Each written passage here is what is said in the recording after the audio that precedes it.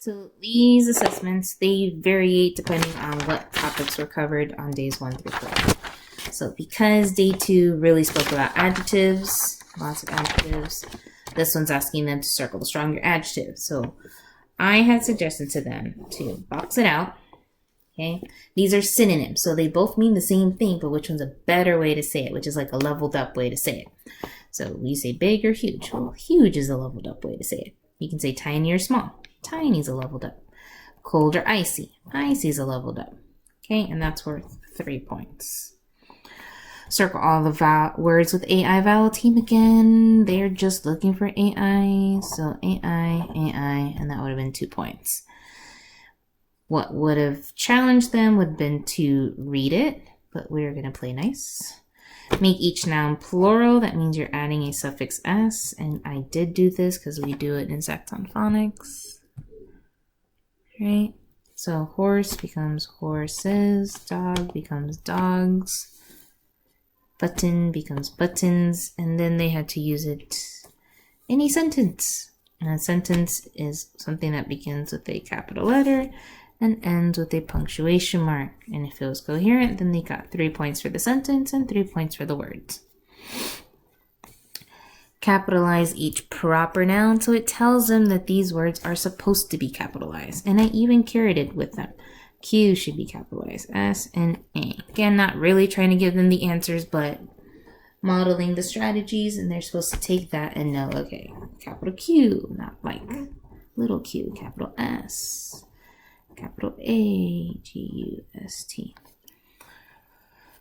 When it comes to writing one fact about a haiku, what I normally do is I give them a sticky note. Okay, so I give them a sticky note and we go back over to wherever that topic is from. Normally it's from day 1. So I have the sticky note, boom. And then I take it a step further and I even label which ones are facts and which ones are opinions. So after that's all color-coded, we have facts and opinions. Facts are things that are true, meaning you can prove it, you can measure it, you can observe it. Opinions are what people think and feel. So haikus are short poems, that's a fact. So we label it F. Haikus are from Japan, another fact. Some are about nature. Now that one was like a tricky one because the word some can imply that there are some that are not, and that's not true. So we kind of left that one alone. There's not a real way to prove it, but this is not neither an opinion either because it's not about what someone feels like or thinks. Okay, this is just their what they've concluded that some are about nature. It's a detail. A haiku has 17 syllables, that's F, that's a fact.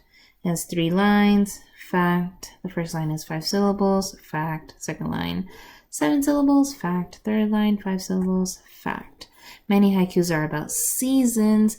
You can't really prove that all of them are about seasons. Now, if my stats and logics professor were here, she'd be so proud of me saying you're right because there's the probability and yada, yada, yada. So we leave that guy alone. Okay, so now their task is to copy any of the sentences that have a fact. And I'll just choose the first one just because I'm orderly like that. And you write it on the sticky note and Mrs. Arista gives you time to copy it exactly as you see it because we want to practice research. So poems. Research is note-taking. So I've copied it onto it exactly, making sure it has a capital letter and a punctuation mark. All the words are there. Then I move it onto my sticky note. I've done my research. Bring it back over. I copy it now on line 5. Haikus are short poems. Period. And that's worth 3 points. Now, if say they did not have enough time to write it on the line, as long as they have it on the sticky note, I still give them credit. Okay, so this top piece gets its own point system. This bottom piece gets its own point system depending on the writing. I always check for capitalizations because that's what Common Core wants me to do. Make sure they know how to use capitalization, grammar. I check for punctuation marks. Punctuation mark. marks. And then in the beginning, I was doing complete sentences. So as long as they had capital letters and punctuation marks, they had a complete sentence, and that was worth a point. So now S has changed to sequencing. So if they use a transitional word like first, next, last, or in the beginning, middle, after, or to begin with, or firstly, secondly, lastly, any of those in the right way, then they got points for sequencing. And usually this racks up to about 12 points. This one honestly just depends on how many little things. Each thing is like a point. And then sentences are worth 3 points because they're capital letters, punctuation marks, and a complete thought. Alrighty. If you have any questions, concerns, how does this meet Common Core? Again, Common Core focuses on foundational skills. So do they know phonics? Do they know common and proper nouns, adjectives? Common Core focuses on main ideas and details. So do you know how to find the detail and write your answers? Do you know what a main idea is?